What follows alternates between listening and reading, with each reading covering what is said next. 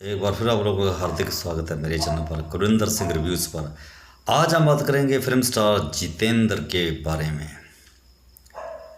आपको जानकर बड़ी हैरानी भी होगी और ताज्जुब भी होगा कि सन 1984 में वो साल सबसे ज़्यादा अमिताभ बच्चन हों, चाहे धर्मेंद्र हों, चाहे राजेश खन्ना हों, चाहे मिथुन चक्रवर्ती हों, सब पर जितेंद्र भारी पड़े थे।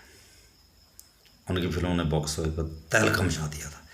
1983 में उनकी फिल्म आई थी हिम्मत वाला, और उसके बाद वो 2 साल तक राज करते रहे। मेरी आवाज़ सुनो, हिम्मत वाला, जस्टिस चौधरी, मवाली, संजोग, तमाम फिल्में उनकी बॉक्स ऑफिस पर तहलका मचा रही थी।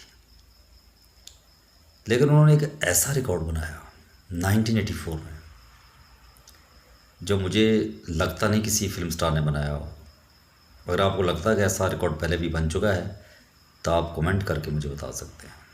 वो क्या रिकॉर्ड था वो आपको आगे चल के बताएंगे। फ़िलहाल बात करते हैं 1984 में जितेंद्र की सफलता का आखिर राज क्या था। उनके सामने थे अमिताभ बच्चन, धर्मेंद्र, मिथुन चक्रवर्ती और भी कई स्टार्स थे। तो आखिर उस साल क्या ऐसा हुआ था कि जितेंद्र सब पर भारी पड़ गए थे। एक्चुअली उनकी एक फिल्म आई थी मेरी आवाज़ सुनो।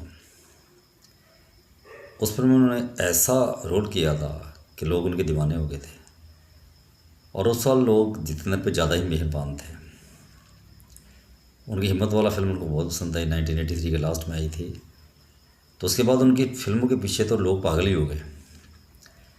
तो उनका डांस, उनके वाइट शूज़, उनकी वाइट पैंट, उनका फैशन लोगों को बहुत पसंद आने लगा।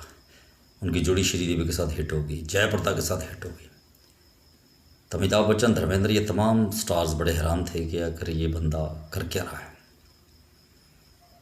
उनकी एक फिल्म मेरी आवाज़ सुनो तो इतनी चली कि अमिताभ बच्चन की लावारिस फीकी पड़ गई। इसी तरह फिर शराबी फिल्म अमिताभ बच्चन की थी, उसके सामने जितेंद्र की तोहफा भारी पड़ गई। तो अमिताभ बच्चन बहुत हैरान थे कि 1984 में आमतौर पे कहा जाने लगा था कि अमिताभ बच्चन से भी ज़्यादा जितेंद्र की फिल्में हिट हो चुकी थी। हालांकि अमिताभ ने भी एक से बढ़कर एक फिल्में दी थी, शराबी, कुल्ली, 1983-84 के बीच उनकी भी फिल्में, नमक हलाल भी शायद उन्हीं दिनों में आई थी।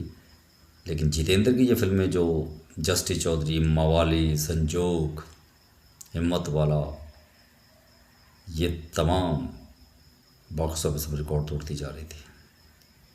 पर लोग बहुत हैरान रहे थे, लोग बहुत हैरान हो रहे थे उनकी सक्सेस देख देख के।